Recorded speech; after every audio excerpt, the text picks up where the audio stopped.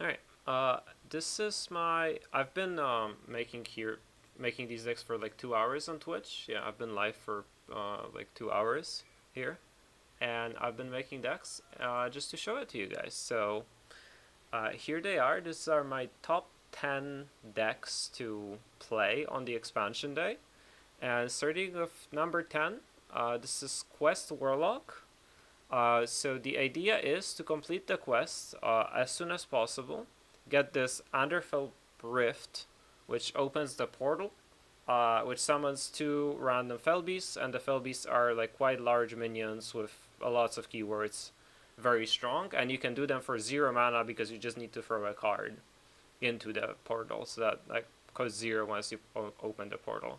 So you do it as quickly as possible. You play the open portal card by like turn 5 or turn 6, and then you win the game with the beasts. And you also have some more damage to accompany the charge damage from the portal, from the charge beasts with Corpsicle and Horizon's Edge. Eliza can help your charge beasts do more damage. Then you also have some cheap minions to accompany Solarium, Sketch Artist tutors out Solarium. Cursed Catacombs is a great card to help you complete the quest, as well as the other location, wherever it is. Biopetal Biome, Blood Petal Biome, yes, that one. Spelunker, and you draw cards super quick with mass production and eat the imp. And once you don't need the mass productions, you throw them into the portal. And the way I'd mulligan with this deck, obviously you keep the quest, then you look for probably Sketch Artist to draw your Solarium. You look for Biopetal Biome, obviously. Cursed Campaign. It's basically anything that's just temporary is good here. So that's how I would go about this. Maybe except for this card. This card's kind of not very good. But it's needed there to complete the quest. Alright, the number 9 deck is some Tempo-y Elise Warrior, which I think this card that lets you craft the custom location is one of the best cards on the set. Basically, both the 1 and the 5 mana locations do generate a lot of tempo, and you're almost always going for one of those two. And this idea came from this card, Stone Carver, which at the end of the turn it buffs a random friendly damaged minion, which can include itself. So for example, if you go 1 mana, if you go Sanguine Depths on one, and Stone Carver and hit it with the location on 2, then it suddenly, like, it becomes a 3/3 from the location and it buffs itself, and it's a 5/5. And so you have a 5/5 on turn 2. And we have some like random tempo cards with SCV, with starports, with a liftoff, so that you can maybe make a tiny starship, so you can launch it for cheap. Then you can copy it with Nablia, and like a bunch of tempo-y cards. Essentially, the idea is you play cards, you buff them up, you copy your minions, do whatever, and then you have Firak as a finisher too, and the opponent hopefully dies. And you also have Axe with Acolyte for a bunch of card draw. Yeah, it's basically Cards Warrior. If you've played Cards Rogue, the previous expansion, then this is kind of that, but for Warrior. Yeah, and we have some strange cards like Wisp to help you activate the Elise, and Marin similarly. Alright, then we have Menagerie DK, Menagerie Frost, Tempo, whatever DK. Again, this is in a very similar fashion to the Warrior, where you kind of have an aggro deck, but with a strange curve because you want to play Elise. And this time we are trying to rely on some early game from Dreadhound Handler, from Brittlebone Buccaneer, which is like the standard Starship DK early game. And then we're trying to basically get some damage in with Jog, use Reanimated Pterodax to maintain the board, But mostly we're about pushing damage with like Marrow Manipulator, with Crypt Map discovering damage. It's a new card that discovers Frostrin cards. And Dread Raptor from the new expansion also helps us fight for board a lot with drawing a card that costs drawing a Death Rattle, which we have a bunch of, and we have a ton of early late game. Also with Stood Giant coming down for 0 at some point thanks to Reanimated Pterodax, Matter Manipulator, and Corpsicle. So that's like the entire idea of this deck. Again, we just play minions, hope the opponent explodes, and then if they don't explode to our minions, then we shoot damage at their face and hope they explode. Yeah, simple enough. For the mulligans, I think I would be keeping Elise for sure. Dreadhound Hangler, definitely. Brittlebone Buccaneer, definitely. Harbinger of Winter, Rainbow Seamstress. And probably Dread Raptor if I already have a decent curve outside of it. And probably Reanimated Pterodax if I have a decent curve as well. Alright, going on to the number 7. This is actually suggested by my Twitch chat. This is a little bit of a strange deck. It's a quest Druid, which in order to complete this quest, you need to fill board on 3 different turns, and as the reward you get the Everbloom, which is a 3 mana 2 attack and 5 durability weapon that after your hero attacks your minions get +2/+2. And the idea with this one is you try to, like in the early game, you kind of try to stay alive. You try to cheat out with Trail Mix either Hybridization or Flipper Friends to fill up your board a little early. Then you have stuff like Matter Duck, Flipper Friends, Cosmic Phenomenon, which also is good after completing the quest, as well as Overheat. And yeah, basically, the simple idea of this deck is you try to complete the quest, then you try to stay alive with rush minions with the quest and swinging with the weapon, and eventually the stats the stats that you get from the weapon and continues flooding the board should overwhelm the opponent. And you also have some scenarios for some late game value. Cruise Captain Laura to help you fill out the board. She is not actually necessary for the deck, and if you don't have them, just throw in some other expensive cards that has a different cost, because again, another Elise deck, which I just think this card is that good. So for the mulligans, you definitely keep Trail Mix and basically all hands. I think you keep Shatari Cloakfield too. Obviously you keep the quest. You look for Amir Dristle, you look for Elise. And with Trail Mix you can also probably keep Hybridization. Maybe you can even keep Laura with Trail Mix if the coins end up in a correct way. So that's basically the idea. Yeah, fill up your board and then hopefully they die. And we also run Wisp because Elise. And the Ziliax is, you'll see it in the code, but it is a 9 mana Ziliax that is lifesteal and gets cheaper. Oh my god, I did not realize that this is gonna happen. Alright. Now for the deck number 6, this is another Druid. This is Big Druid.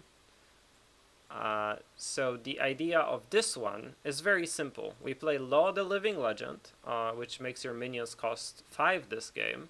Then we apply the discounts apply after this. The minions cost is set to 5, so Ceaseless immediately goes 0.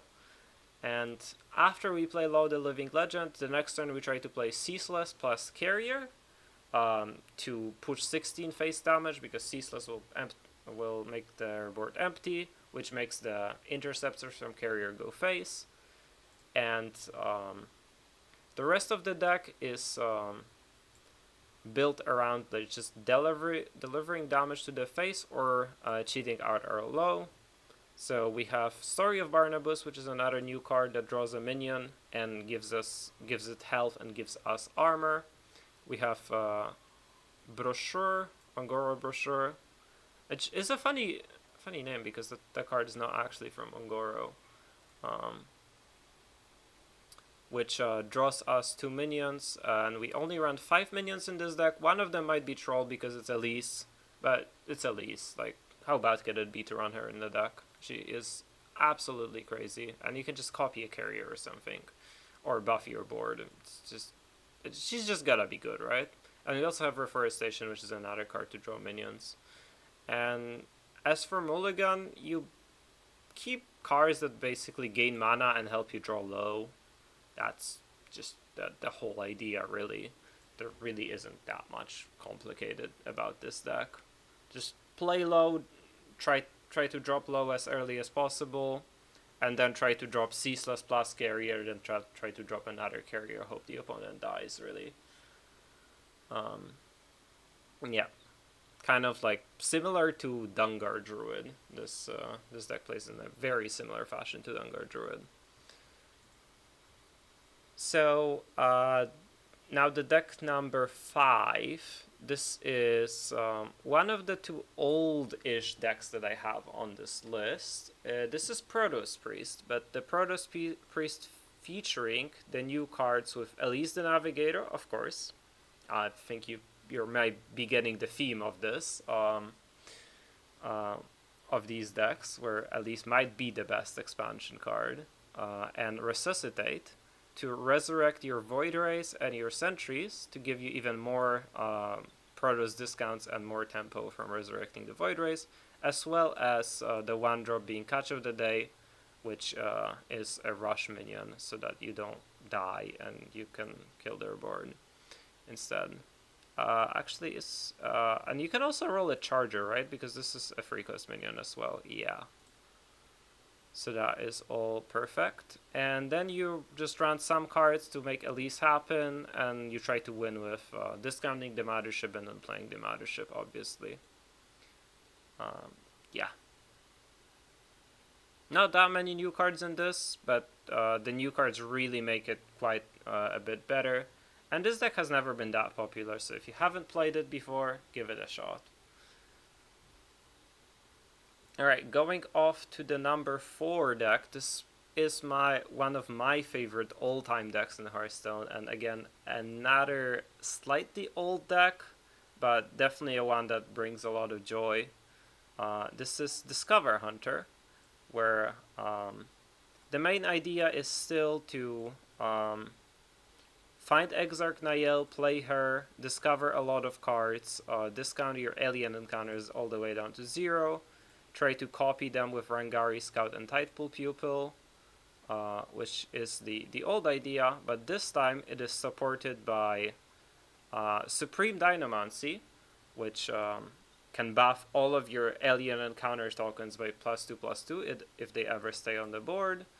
And also Story of Karnasa, which works well with Supreme Dynamancy and gives you even more cards that you can continue playing to maintain the pressure on the opponent. Essentially, the idea of this deck is you start making boards around turn 4-5, and you just never stop.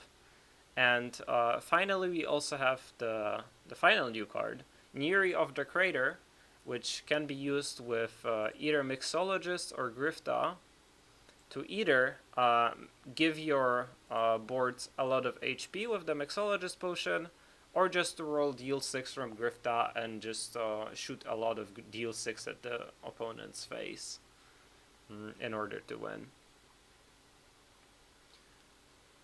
Yeah, so that's basically the whole idea. And in the mulligans, you're still looking for Exarch Nael. Mostly, Creature of Madness is quite good. Scarab Keychain is alright if you are playing in a tempo matchup. RC Rampage can be decent. And yeah, that's basically about it for what you want. But this mulligan is kind of circumstantial. Like, you keep cards that work well with other cards too, etc. But mostly, if you want a simple mulligan guide, just throw everything out until you have Nael with this one. Alright, and going up to the top 3, this is another priest deck. This time we have a Wilted Shadow OTK priest. So, the idea of this one is Wilted Shadow says it's a 7-mana 7/7 that says whenever you heal an enemy, this attacks it. So what you can do with that is you can get a bunch of bandages from Careless Crafter dying. That you can get 2 bandages per Careless Crafter, and you can resurrect them with Resuscitate to so that each Resuscitate gives you 4 bandages, as this is the only 3 drops that you're gonna play in the most matchups, since you're just gonna avoid playing Vol'jin in the controlling matchups. And then you can play the Wilted Shadow, wait for it to die, resurrect it with 2 copies, ideally 2 copies of Rest in Peace, and then you have 2 Wilted Shadow that deal 14 damage to the enemy every time you heal them. And then you play quite a bit of bandages, right? Just 3 bandages should be enough to kill them from 30 when you do that. And you can do like upwards of 100 damage even if you have a lot of bandages in hand and the opponent has a lot of armor. And then you have Glavesong Siren to like fight for the board early, which is also a new card. That's one when you play a Holy and a Shadow spell this turn. We have another new card of Gravedawn Sunbloom, drawing a bunch of cards, helping you assemble the combo. And Glade Ecologist and Wild Pyro, which help you clear the enemy boards, or even clear your own boards, your own Resuscitate boards, where you play your Resuscitate, then you start Wild Pyroing your minions down with potentially bandages, so that you can get more bandages, so that you can OTK. All of that you can do in this deck. Quite a neat deck. This the author of this deck is another this is not my list. The author of this deck is another professional player called Janos. I will link his Twitch in the description too, as well as with all the codes. All right. And off to the last 2 decks. This one might be the most hype deck of the expansion, I think, with the most exciting quest, the Forbidden Sequence. This quest requires you to discover 8 cards, and the reward for it is the Origin Stone, which is a 3-mana 0 attack 8 durability weapon.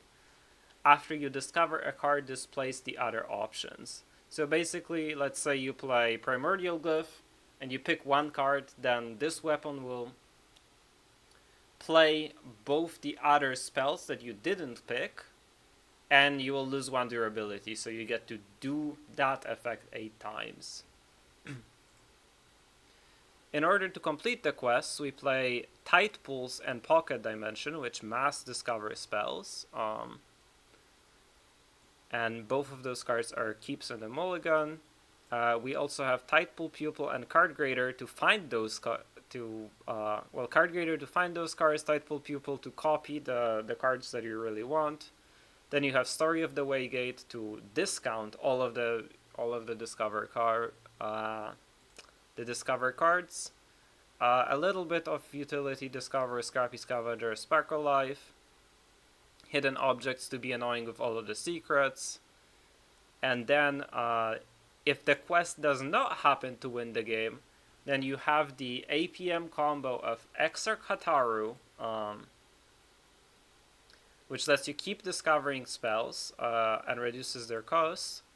And you play Exarch Hataru with Vault Breaker, which reduces the discovered cards. So basically, the idea is you play Watercolor Artist early, which draws you buy 1 get 1 freeze. This buy 1 get 1 freeze gets discounted to 0. Then at some point later, Oh god. You play Vault Breaker, you copy it with at least 1/1 get 1 freeze, potentially more with the ones that you discovered and reduce the story of the Waygate. Then you play Exarch Hataru, and potentially your discovers are reduced by like 4 to 5 mana at that point. You can even get more buy ones get ones freezes to get your discovers even cheaper, and at that point you basically can keep on going infinitely as long as you have time in the turn. So be fast. Yeah, so that's the other neat idea of the deck. Yeah, you also are looking, like in slow matchups, you will also be looking for go with the flow from the discovers, so that you can, ideally before you start the combo, you put the go with the flow on the Vault Breaker, then you copy it 1 or 2 times so that all of your Hataru spells have more spell damage, so that you don't need as much time to kill the opponent. Then you also have Shield Battery for some survivability, because Mage is lacking in survivability options. Yeah. Alright. And the final deck, the deck that I am the most excited to play in this expansion, is a Demon Hunter deck, and it's a Quest Demon Hunter. I know, I think the public opinion is has been saying that this quest isn't very good. I respectfully disagree with that, and I am gonna try to play this a lot. So in order to complete this quest, you need to deal exactly 2 damage to an enemy 15 times on your turn, and the reward is that whenever you deal exactly 2 damage, you deal 2 more. So this might sound underwhelming, but there is a card so there is a card from the Zerg package that you can get, which is which you can randomly get from Hive Queen, and it this Hive Queen spawns transform every card in the turn. You can just wait until you get it, which you'll eventually will, which is Hydralisk. Hydralisk deals 2 damage to a random enemy and repeats for each other Zerg minion you control. So the idea is you play like a Zergling, then another Zergling, then you play a Hydralisk, and then ideally you play another Hydralisk. And that's 8 mana, and it deals, the first one deals 2 damage 5 times, the second one deals 2 damage 6 times, so that's, 11 in total. And then that's not times 2, but times 4, so that's 44 damage. And since you're playing a tempo deck overall, then that could be enough to destroy the opponent. The deck still has Elise, because Elise has the option to summon... the Elise location has specifically the option to summon 2/1 Raptors, which is very good for completing the quest, if I can find it. Yeah, it's this one. Summon 3 2/1 Raptors with Rush, which comes from a 5 mana location.